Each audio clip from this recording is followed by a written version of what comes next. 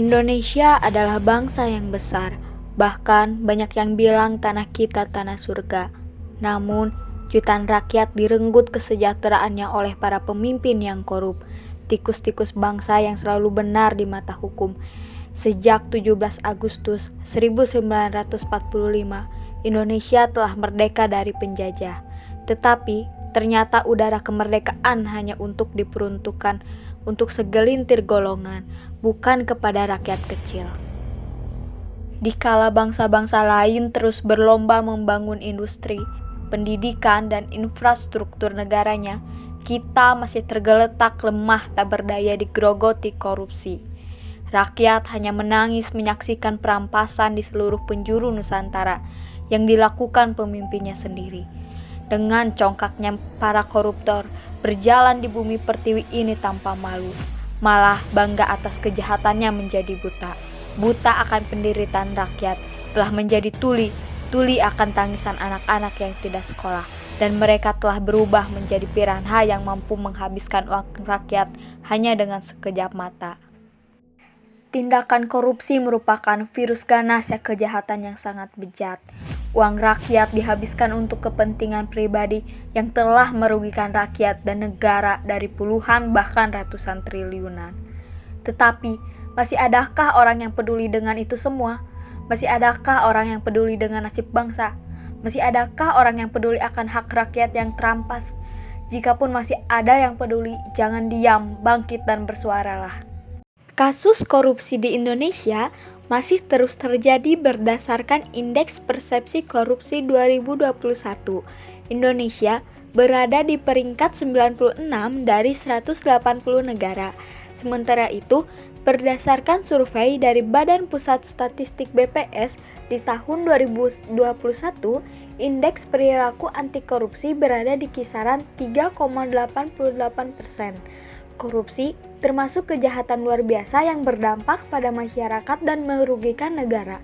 Data menunjukkan bahwa pada 6 bulan pertama tahun 2020, kerugian negara akibat kasus korupsi sebesar 18,173 triliun. Sementara itu, pada 6 bulan pertama tahun 2021, kerugian negara akibat kasus korupsi sebesar 26,83 triliun. Contoh kasus korupsi di Indonesia saat ini yaitu kasus korupsi bantuan sosial COVID-19 yang dilakukan Juliari Batubara, ex-Menteri Sosial. Dalam pelaksanaannya, korupsi ini dilakukan secara 2 periode. Dalam praktiknya, Mates dan Joko Santoso mematok fee sebesar 10.000 untuk setiap paket sembako dengan satu harga satu paket berjumlah 300.000 per paketnya. KPK sendiri menaksir bahwa Juliari Batubara meraup keuntungan sebesar 17 miliar rupiah dan dipakainya untuk keperluan pribadi. KPK menetapkan Menteri Sosial Juliari Batubara dan 2 pejabat pembuat komitmen di Kemensos serta 2 pihak swasta sebagai tersangka kasus dugaan korupsi dana bantuan sosial COVID-19. Bermula dari pengadaan bansos penanganan COVID-19 berupa paket makanan pokok di Kemensos senilai 5,9 triliun rupiah, KPK mengungkap ada kesepakatan fee untuk sang menteri sebesar Rp10.000 per paket bantuan masyarakat. Nilai uang suap itu ditaksir mencapai 17 miliar rupiah. KPK pun menjelat Juliari dan 4 tersangka lain dengan pasal tentang suap, yakni pasal 12 huruf A dan B, serta pasal 11 Undang-Undang Tipikor. Menurut juru bicara KPK Ali Fikri, KPK masih membuka kemungkinan untuk melakukan penyelidikan. Lalu, apa yang bisa kita lakukan sebagai mahasiswa terhadap hal tersebut? Sebagai kontrol sosial, mahasiswa dapat melakukan peran preventif terhadap korupsi dengan membantu masyarakat dalam mewujudkan ketentuan dan peraturan yang adil dan berpihak pada rakyat, sekaligus mengkritisi peraturan yang tidak adil dan tidak berpihak pada rakyat. Adapun solusi mengatasi korupsi, yang pertama mengenali jenis korupsi. Korupsi tidak hanya menyangkut suap, tetapi juga berbicara mengenai ekonomi masyarakat lemah, yang masih sering menjadi sumber daya perannya belum maksimal di tengah suatu negara. Itulah mengapa sangat penting untuk memahami berbagai jenis korupsi untuk mengembangkan respon yang cerdas dan sesuai dengan kebutuhan negara tersebut. Yang kedua yaitu memaksimalkan kekuatan masyarakat. Kontribusi masyarakat di setiap aspek bagian negara yang masih relevan dapat membantu pemerintahan. Untuk itu, dalam hal ini sangat perlu untuk melakukan identifikasi prioritas, masalah, dan menemukan solusi.